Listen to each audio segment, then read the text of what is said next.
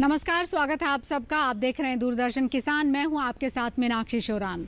साल दर साल कृषि दर्शन के तहत हम अपने किसान भाई बहनों के लिए तमाम महत्वपूर्ण जानकारियां लेकर आते रहे हैं और आगे भी हम इसी तरह से आपके साथ जुड़ते रहेंगे। तो आज कृषि दर्शन में हम 3 सेगमेंट्स की बात करेंगे, विज्ञान और किसान, कृषि स्टार्टअप और फार्मिंग इंडिया की। तो चलिए शुरुआत करते हैं कृषि दर्शन की।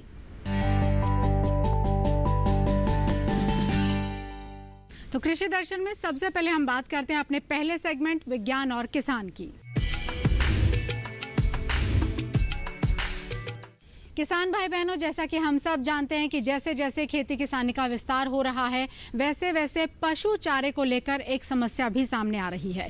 पशु चारा उगाने की जो ज़मीन है उसमें धीरे धीरे हम ये महसूस कर रहे हैं कि कमी देखी जा रही है। लेकिन आपको निराश होने की ज़रूरत नहीं है, क्योंकि बेंगलोर की एक कंपनी है एग्रीटेक, जिनका ये स्टार्टअप है और स्टार्टअप के तहत उन्होंने एक ऐसी मशीन का आविष्कार किया है जो देखने में फ्रिज जैसी लगती है, लेकिन 1 हफ्ते के भीतर 4 से 5 पशुओं का चारा उगाने की क्षमता रखती है। तो आइए आपको भी दिखाते हैं।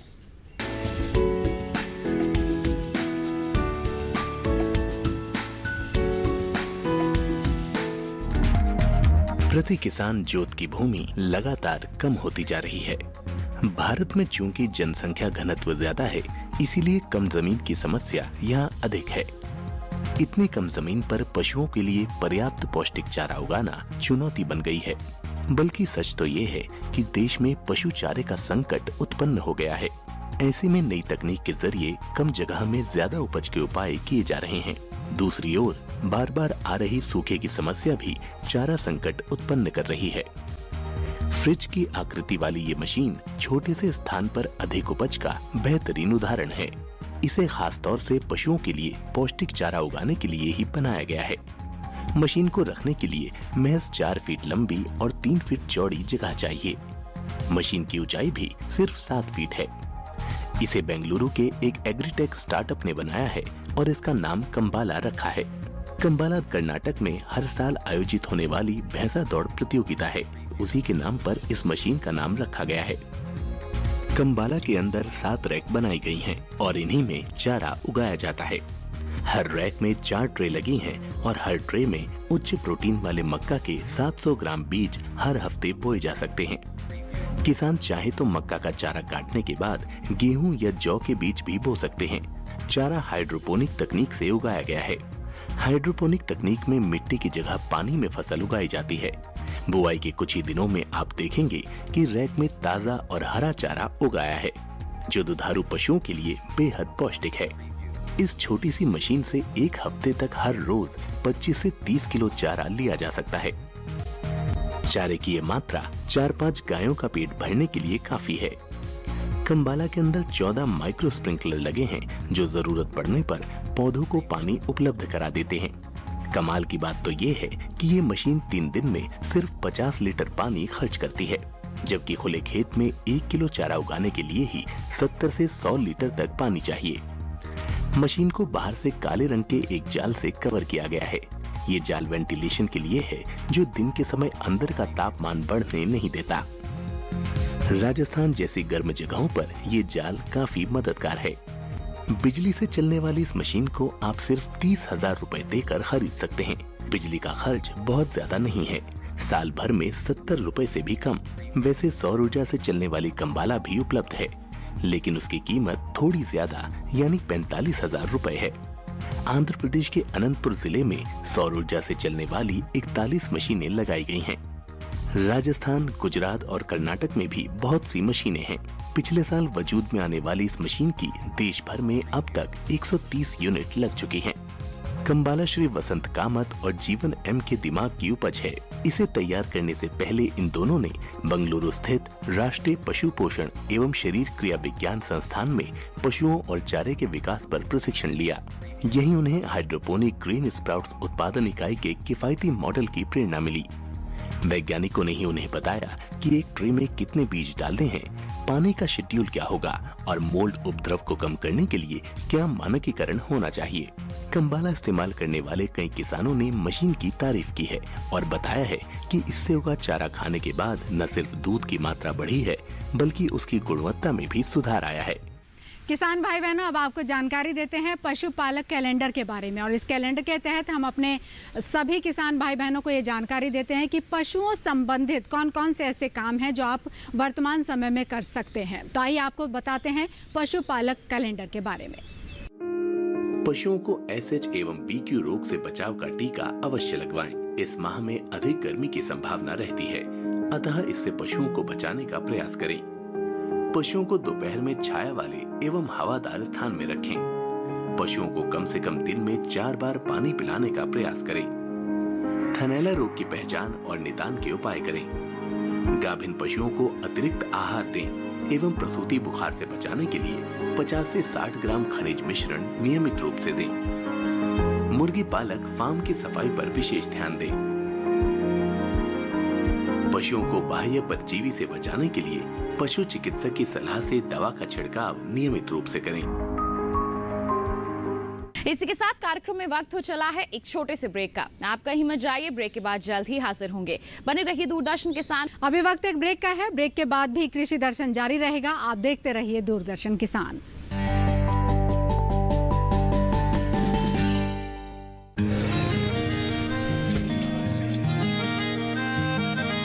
क्या बात है भाई, आजकल तो काफी खुश नजर आ रहे हो। क्यों ना हो, अब मैं ऑर्गेनिक खेती जो कर रहा हूँ ये पूरा प्राकृतिक है, ऑर्गेनिक है। इसमें हमारे खेत, हमारी फसल और हमारी जेब सब फायदे में होते हैं और इसमें लागत भी कम है।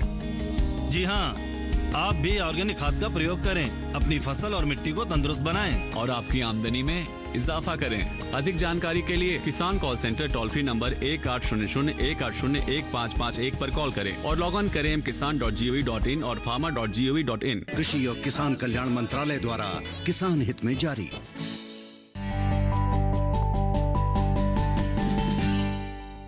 ब्रेक के बाद आपका फिर से स्वागत है। आप देख रहे हैं कृषि दर्शन और अब हम बात करते हैं कृषि स्टार्टअप की।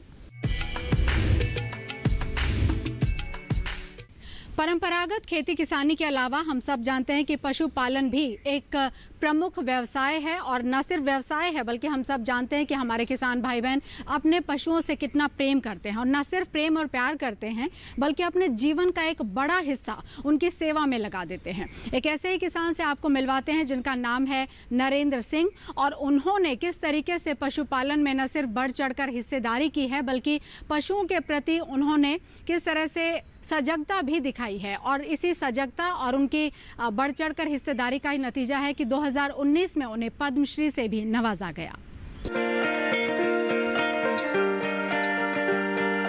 पानीपत जिले के गांव डिडवाड़ी निवासी नरेंद्र सिंह द्वारा मुर्रा व साहिवाल नस्ल को संरक्षित करने पर भारत सरकार द्वारा उन्हें पद्मश्री अवार्ड से नवाजा जा रहा है।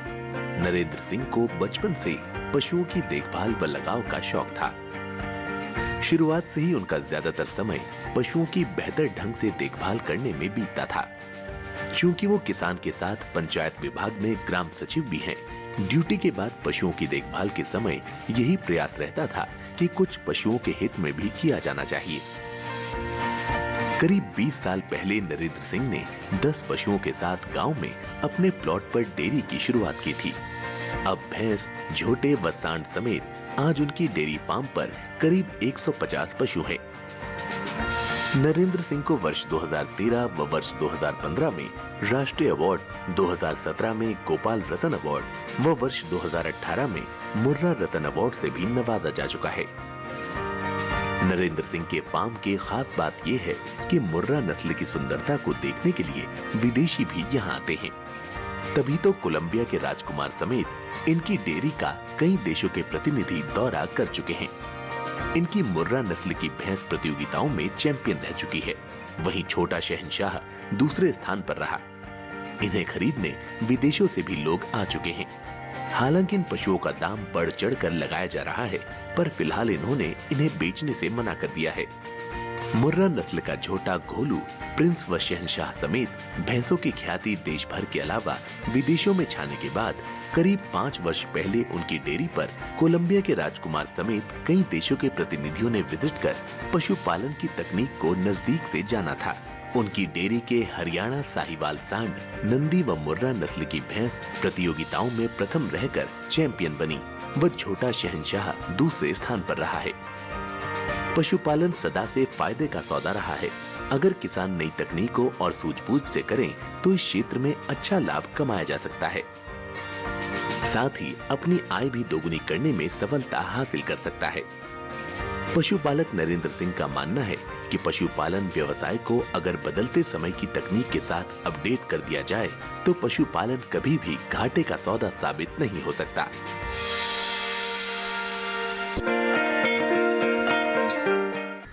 मत्स्य पालन का अपना विशेष महत्व है। मत्स्य पालन के तहत किन किन सावधानियों का हमें खास तौर पर ख्याल रखना चाहिए ताकि हम ज़्यादा से ज़्यादा लाभ अर्जित कर सकें।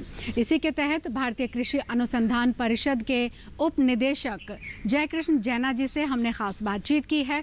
क्या उन्होंने बताया है मत्स्य पालन को लेकर विशेष तौर पर, आइए आपको दिखाते हैं।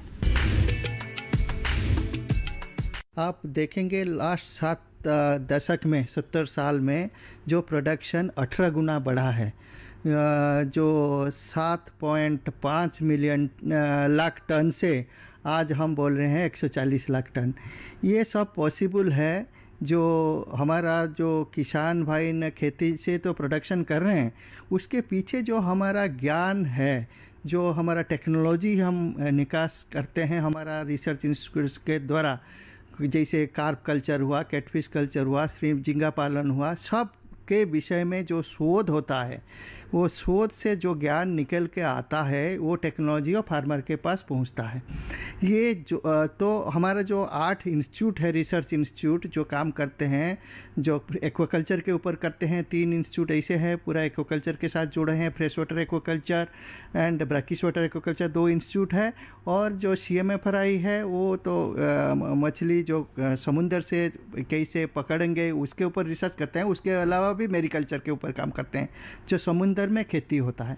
ये सब टेक्नोलॉजी को साथ में लेते हुए जो भी प्रोडक्शन हो रहा है आज के दिन में, ये संभव हुआ। कृषि दर्शन में फिलहाल वक्त एक ब्रेक का है। ब्रेक के बाद जब लौटेंगे तो बात करेंगे फार्मिंग इंडिया की। आप देखते रहिए दूरदर्शन किसान।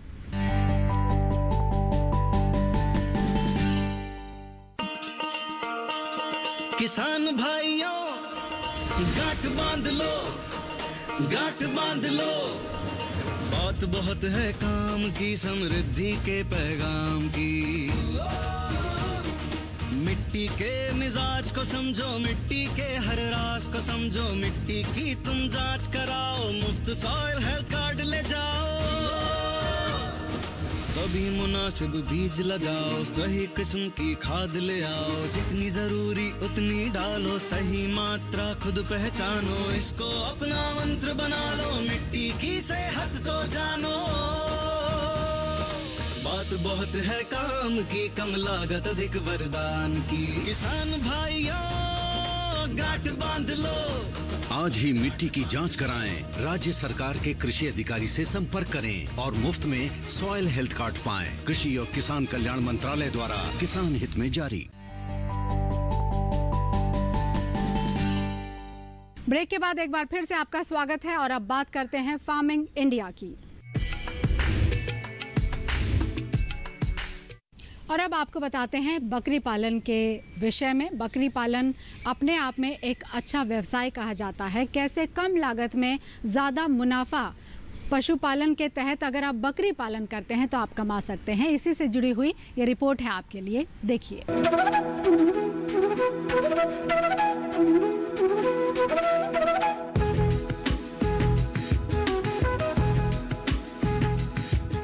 किसानों के लिए बकरी एक बहुमुखी एवं बहुउद्देशीय पशु है। ये भारत में गरीब आदमी की गाय के रूप में जानी जाती है। बदलते वातावरण, बढ़ती जनसंख्या व घटते हुए संसाधनों को देखते हुए बकरी भविष्य के पशु के रूप में अंचल में उपयुक्त साबित हो सकती है। गाय भैंस की बढ़ती हुई कीमत की तुलना में बकरी की कीमत अत्यधिक कम है। ऐसा माना जा रहा है कि भविष्य में बकरी पालन ग्रामीण अंचलों में रोजगार का अच्छा विकल्प हो सकता है। बकरी पालन कम लागत और सामान्य रखरखाव में आसानी से किया जा सकता है।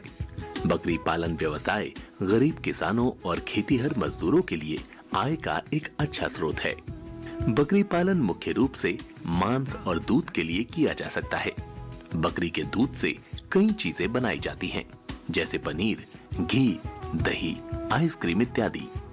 बकरियां देश की अर्थव्यवस्था में कई प्रकार से योगदान करती हैं, जैसे दुग्ध उत्पादन एवं इसके द्वारा बनाए जाने वाले व्यंजन, बकरे के मांस से बने व्यंजन, बकरियों से प्राप्त ऊन, चमड़ा उत्पादन व इनके शरीर के अन्य अंगों का उपयोग, साथ ही साथ इससे प्राप्त खाद व अन्य वस्तुएं। अगर किसान बकरी पालन को वैज्ञानिक तरीके से करें तो अच्छा मुनाफा कमा सकते हैं। बकरी पालन शुरू करते समय उच्च नस्ल की बकरियों का चयन करें। साथ ही बकरियों का शेड इस तरह बनवाएं कि उनको शुद्ध हवा मिल सके। शेड बनाते समय बकरियों के लिए साफ पानी की व्यवस्था जरूर करें। प्रतिदिन बाड़े की साफ सफाई करें, इससे बकरियों में बीमारियां नहीं होंगी। बाड़े को हमेशा ऊंचे स्थान पर बनवाएं ताकि बारिश का पानी अंदर न आ पाए। साथ ही पानी निकलने के लिए उचित व्यवस्था रखें ताकि जब भी शेड की सफाई की जाए तो बकरियों का मलमूत्र और जमा पानी आराम से शेड से बाहर निकल जाए। बकरियों के उचित रखरखाव और आहार प्रबंधन का खास ख्याल रखें। किसान बकरियों को चराने के बाद उन्हें उचित चारा दें, जिससे उनके मांस और दूध में वृद्धि हो सके। इसके अलावा बकरी पालन में प्रयोग में लाए जाने वाले उपकरणों की सफाई के लिए किसी कीटाणुनाशक दवा का उपयोग करें। बकरियों को पौष्टिक आहार दें और उन्हें सड़ा गला और बासी खाना न दें। बकरियों को खरीदने से पहले किसी डॉक्टर से जरूर सलाह लें। साथ ही समय समय पर अपने पास के पशु चिकित्सालय में टीकाकरण जरूर करा लें। बकरी के बारे में ये कहा जा सकता है कि भविष्य में न केवल भारत में बल्कि विश्व में पशुपालन उद्योग की एक महत्वपूर्ण कड़ी बन जाएगी। इसके लिए बकरी के अनुसंधान कार्यों में तेजी लाने की जरूरत है। बकरी पालन से विश्व के प्रत्येक व्यक्ति तक कम लागत में न केवल दूध, मांस और इनके उत्पादों को पहुंचाया जा सकता है, बल्कि बकरी पालन से विदेशी मुद्रा भी अर्जित की जा सकती है। इस प्रकार हम ये कह सकते हैं कि किसानों के लिए बकरी पालन अतिरिक्त आमदनी का स्रोत है। कृषि के साथ साथ पशुपालन को लेकर भी हमारी सरकार सजग और गंभीर है। पशुपालन को लेकर सरकार लगातार नई नई योजनाएं लेकर आती रहती है। फिलहाल भी सरकार एक नई योजना पशुपालन को लेकर आई है। क्या ये योजना है, आइए आपको दिखाते हैं। सरकार समुद्री और अंतर्देशीय यानी इनलैंड मछली पालन के एकीकृत, सतत और समावेशी विकास के लिए PMMSY का शुभारंभ करेगी। समुद्री अंतर्देशीय मछली पालन और एक्वाकल्चर से जुड़ी गतिविधियों के लिए 11,000 करोड़ रुपए तथा आधारभूत ढांचा, फिशिंग हार्बर्स, शीत भंडार, बाजार आदि के लिए 9,000 करोड़ रुपए की धनराशि उपलब्ध कराई जाएगी। इसके तहत केज कल्चर, समुद्री शैवाल की खेती, सजावटी मछलियों के साथ नए मछली पकड़ने के जहाज, ट्रेसेबिलिटी यानी पता लगाने, प्रयोगशाला नेटवर्क आदि को बढ़ावा दिया जाएगा। मछुआरों को बैन पीरियड यानी जिस अवधि में मछली पकड़ने की अनुमति नहीं होती है, सपोर्ट, व्यक्तिगत और नौका बीमा के प्रावधान किए जाएंगे। इससे 5 साल में 70 लाख टन अतिरिक्त मछली उत्पादन होगा, 55 लाख से ज्यादा लोगों को रोजगार मिलेगा और निर्यात दुगना होकर 1 लाख करोड़ रुपए के स्तर पर पहुंच जाएगा। इसमें अंतर्देशीय, हिमालय राज्यों, पूर्वोत्तर और आकांक्षी जिलों पर ध्यान केंद्रित किया जाएगा। राष्ट्रीय पशु रोग नियंत्रण कार्यक्रम, खुरपका मुंहपका रोग यानी FMT और ब्रुसेलोसिस के लिए राष्ट्रीय पशु रोग नियंत्रण कार्यक्रम 13,343 करोड़ रुपए के कुल परिव्यय के साथ शुरू किया गया। ये कार्यक्रम खुरपका मुंहपका रोग और ब्रुसेलोसिस के लिए मवेशी, भैंस, भेड़, बकरी और सुअर की आबादी यानी कुल 53 करोड़ पशुओं का 100% टीकाकरण सुनिश्चित करने के उद्देश्य से शुरू किया गया। अब तक 1.5 करोड़ गायों और भैंसों को टैग किया गया है और उन्हें टीके लगाए जा चुके हैं। पशुपालन बुनियादी ढांचा विकास कोष, डेयरी प्रसंस्करण, मूल्यवर्धन और पशु चारा बुनियादी ढांचे में निजी निवेश का समर्थन करने के उद्देश्य से 15,000 करोड़ रुपए का पशुपालन बुनियादी ढांचा विकास कोष स्थापित किया जाएगा। विशिष्ट उत्पादों के निर्यात हेतु संयंत्र स्थापित करने के लिए प्रोत्साहन दिया जाएगा। हमारे सरकार कृषि के मजबूत ढांचे यानी कि अवसंरचना को लेकर लगातार सक्रिय है। 1 लाख करोड़ रुपए के विशेष पैकेज का ऐलान किया गया है, जिससे कि किसानों को सीधा सीधा लाभ होगा। और ये जो रकम है, ये कटाई के उपरांत के प्रबंधन पर खर्च किए जाने का जो निर्णय है वो लिया गया है। अलावा इसके जो ये नया वित्तीय साल है, इसके तहत 1000 ऐसी मंडियां हैं जिनको ई नाम के साथ जोड़ने की भी योजना है। कैसे इससे किसान भाई बहन लाभान्वित हो सकते हैं, इसे से जुड़ी ये रिपोर्ट।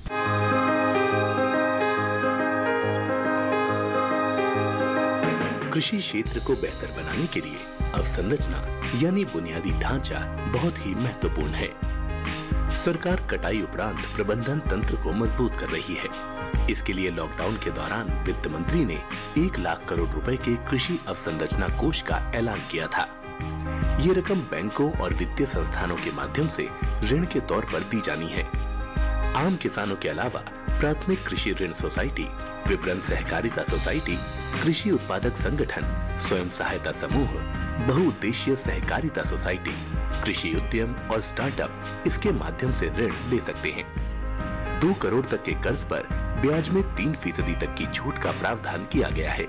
ये योजना फिलहाल 10 साल के लिए है, यानी 2020-21 से 2029-30 तक। 1 लाख करोड़ की रकम 4 साल में जारी की जाएगी। पहले साल 10,000 करोड़ रुपए और फिर अगले 3 वित्तीय वर्षों में 30-30 हजार करोड़। भारत की 58% जनसंख्या की रोजी रोटी का दारोमदार कृषि और उससे जुड़े व्यवसायों पर है। ज्यादातर किसानों की सालाना आय बहुत कम है। कटाई उपरांत सही बुनियादी ढांचा न होने की वजह से 15 से 20% उपज बर्बाद हो जाती है, जबकि दूसरे देशों में यह आंकड़ा 5 से 15% है। कृषि अवसंरचना कोष का उद्देश्य ऐसे ढांचे का विकास करना है जिसमें किसान अपनी उपज बिना बिचौलिए के सीधे बेच सके और कटाई के उपरांत उनकी फसल में बर्बादी भी कम हो। इससे निश्चित तौर पर उनकी आमदनी बढ़ेगी। कृषि अवसंरचना कोष ग्रामीण क्षेत्रों में भंडार गृहों, शीत गृहों, पैक हाउस के निर्माण और उनके विकास के अलावा बाजार व्यवस्था को दुरुस्त करने पर खर्च होना है। साथ ही प्रसंस्करण इकाइयां भी इसका लाभ उठा सकती हैं। प्रसंस्करण से फसलों का मूल्यवर्धन होगा और भंडार गृहों के निर्माण से किसान को अपनी फसल रोक कर रखने में मदद मिलेगी। फसल को रोकने का फायदा ये होगा कि बाजार में जब भी बेहतर भाव होगा तब वो फसल बेच सकेंगे। किसान भाई बहनों को घर बैठे ही तमाम जानकारियां खेती किसानी संबंधित और साथ ही साथ पशुपालन, मधुमक्खी पालन, मत्स्य पालन, तमाम जानकारियां घर बैठे ही कैसे हासिल हो पाएं, इसको लेकर सरकार लगातार सजग और सक्रिय है। इसी के तहत यदि आप मधुमक्खी पालन से जुड़े हुए हैं तब आपके लिए एक पोर्टल का ऐलान किया गया है, मधु क्रांति पोर्टल। कौन कौन सी अहम जानकारियां आप इस पोर्टल के तहत हासिल कर सकते हैं, आइए आपको दिखाते हैं। मधु क्रांति पोर्टल राष्ट्रीय मधुमक्खी पालन और हनी मिशन के तहत गठित राष्ट्रीय मधुमक्खी बोर्ड की पहल है। इस परियोजना के लिए नेशनल बी बोर्ड और इंडियन बैंक के बीच समझौते पर हस्ताक्षर किए गए। ये पोर्टल डिजिटल प्लेटफॉर्म पर शहद व अन्य मधुमक्खी उत्पादों के ट्रेसेबिलिटी स्रोत को प्राप्त करने के लिए ऑनलाइन है। इस पोर्टल पर शहद और अन्य मधु उत्पादों को ऑनलाइन उपलब्ध कराए जा सकेंगे। ये पोर्टल शहद की गुणवत्ता और मिलावट के स्रोत की जांच करने में भी मदद करेगा। इस मधु क्रांति पोर्टल के जरिए मधुमक्खी पालकों और इसके व्यापार से जुड़े लोगों को लाभ मिलेगा। मधु क्रांति पोर्टल से लाभ लेने के लिए पोर्टल पर जाकर ऑनलाइन रजिस्ट्रेशन करवाना होगा। और अब किसान भाई बहनों को बताते हैं देश की अलग अलग मंडियों में अलग अलग जिन्सों का भाव। गेहूं का भाव। गुजरात की मंडी में गेहूं का भाव जंबूसर मंडी में 2000 रुपए से 2400 रुपए प्रति क्विंटल रहा। विजयनगर मंडी में 1662 रुपए से 1850 रुपए प्रति क्विंटल रहा। कोटा की मंडी में गेहूं का भाव 1734 रुपए से 1965 रुपए प्रति क्विंटल। उत्तर प्रदेश की मंडी में गेहूं का भाव अलीगंज मंडी में 1675 रुपए से 1976 रुपए प्रति क्विंटल रहा। गाजीपुर मंडी में 1960 रुपए से 1980 रुपए प्रति क्विंटल रहा। और आइए अब आपको बताते हैं अगले 2 दिन के मौसम के अनुमान पर। हरियाणा के दक्षिणी हिस्सों में कुछ जगह गर्म हवाओं के असर। उत्तरी राजस्थान में कहीं कहीं चल सकती है गर्म हवाएं। राजस्थान के कुछ इलाकों में धूल भरी आंधी का अंदेशा। उप हिमालय पश्चिमी बंगाल के कुछ स्थानों पर तेज हवाओं के साथ पड़ेंगे ओले। गांगेय पश्चिमी बंगाल में कहीं कहीं ओले और तेज हवाओं की संभावना। मध्य महाराष्ट्र और मराठवाड़ा में जहां तहां तेज हवाओं के साथ ओलों के आसार। बिहार के कुछ हिस्सों में तेज हवाओं के साथ चमकेगी बिजली। झारखंड और उड़ीसा में भी तेज हवाओं के साथ बिजली चमकने की संभावना। पंजाब और दिल्ली में भी तेज हवाओं के साथ बिजली के आसार। असम और मेघालय में कुछ जगह भारी बारिश का अनुमान। देश के ज्यादातर हिस्सों में तापमान में किसी में खास बदलाव के संकेत नहीं। और अब आपको दिखाते हैं ट्विटर प्लेट, जिसमें आप देखेंगे पशुपालन संबंधित जानकारी।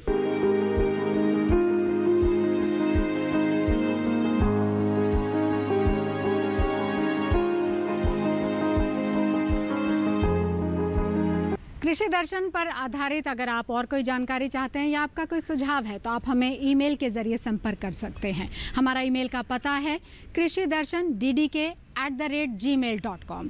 इसके अलावा आप हमें पत्र लिख सकते हैं। आप हमारा पता नोट कर लीजिए। कृषि दर्शन, कमरा नंबर 58, CPC, दूरदर्शन, खेलगांव, नई दिल्ली 110049।